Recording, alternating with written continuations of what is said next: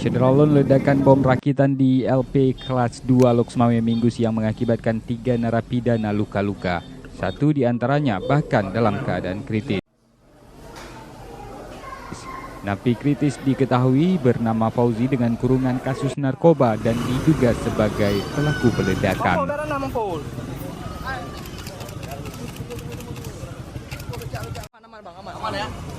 Atas kejadian ini polisi menggeledah seluruh kamar napi dan membawa 3 napi untuk dimintai keterangan.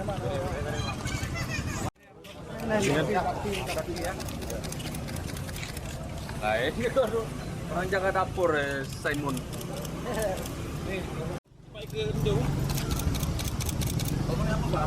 Rakitan yang dilakukan oleh salah satu napi yang ada indikasi untuk berupaya untuk melarikan diri. Sekitar pukul berapa tadi? Kurang lebih 14.30.